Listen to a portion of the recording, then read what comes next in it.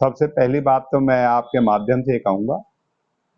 नुहू हिंसा एक बहुत दुर्भाग्यपूर्ण घटना है और ये घटना अचानक नहीं हुई। इस घटना की पटकथा पहले से ही लिखी जा रही थी और ये सरकार की सरासर अपनी फेलियर है, उनकी नाकामी है। मैं कहूंगा कि कानून और व्यवस्था के जो जनाजा नुहू हिंसा के मामले में आप देख सकते हो, हरियाणा की प्रशासनिक बहुत बड़ी एक फेलियर है। अपनी फेलियर को और अपनी नाकामी को, उस खींच को उतारने के लिए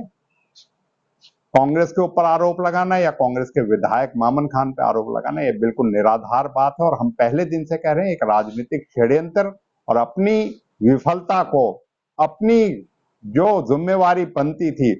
उससे मुंह मोड़ के जो इन्होंने ये 31 जुलाई की ये घटना जो घटी, इसका पूर्ण तरीके से जिम्मेदार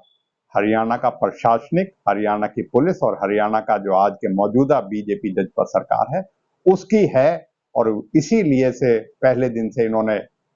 अपनी नाकामी को छुपाने के लिए इस तरह का षड्यंत्र रचा। कहूंगा हम पहले दिन से जब समनिंग हुई थी, उस समनिंग के खिलाफ भी हमें न्यायपालिका में पूरा भरोसा है। हम पहले भी माननीय उच्च न्यायालय गए थे, उसमें अदालत में गए थे। अदालत से होने के बाद, फैसला होने के बाद हमने कभी भी जो न्यायिक प्रक्रिया थी उसमें अपने किसी तरह के ना प्रश्न चिन्ह था ना कुछ था। और हम ये कहेंगे कि एंटरिम बेल और जो ये है कि शुरुआती जो है, इस बात का सबूत है कि इस बात की तरफ संकेत देता है कि कोई सबूत, कोई तथ्य या कोई रिकॉर्ड पे अभी तक हमारे विधायक के खिलाफ ये नहीं जुटा पाए और एक के बजाय उन्होंने 4 केस में उन्होंने संलिप्तता करी और उसमें किसी में भी इस तरीके का कोई तथ्य, कोई सबूत नहीं जुटा पाए जिससे कि उसकी संलिप्तता या किसी तरीके से कोई भी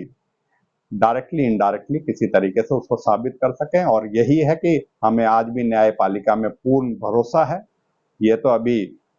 राहत मिली है, हम कहते हैं अभी तो जमानत मिली है, अंत में जाके आप देखेंगे इसमें पूर्ण तरीके से हमें न्याय मिलेगा और हम पूरी तरीके से साफ निर्दोष होके इस सारे मामले से निकलेंगे और बीजेपी अपनी सरकार की अपनी जो है नाकामी छुपाने के लिए इस तरीके की जो है षड्यंत्र रचा गया है। एक प्रक्रिया है कि अभी हमने मोबाइल का जो रिकॉर्ड है डाटा, मैं मानता हूं कि 17-18 दिन तो इनको अभी मोबाइल उनके कब्जे में ही। आज के दिन टेक्नोलॉजी ऐसी कुछ नहीं है कि किसी के घंटों में चीजें होती हैं। तो आप देख सकते हो 18 दिन के करीब हो गए, उसके बावजूद भी इस तरीके का कहना अपने आप में, मैं पहले कहा, किसी तरीके के कोई सबूत या कोई तथ्य नहीं है, झूठा निराधार केस है। और हमें उम्मीद है कि न्यायिक प्रक्रिया जारी है। हमारे जो वकील साहिबान की टीम है वो लगी पड़ी है, कोशिश ये रहेगी कि अगर आज रिहाई हो जाए तो देर रात तक रिहाई की उम्मीद है हमें। और रिहाई होने के बाद जो हम ये मानते हैं कि न्यायपालिका में विश्वास जो है वो आज फिर से मजबूत हुआ है और आगे हम इस लड़ाई को, न्यायिक लड़ाई को और राजनीतिक लड़ाई को, इसको लड़ेंगे और बीजेपी की जो नाकामी है, बीजेपी की जो फेलियर है, उसको जनता के सामने उजागर करेंगे।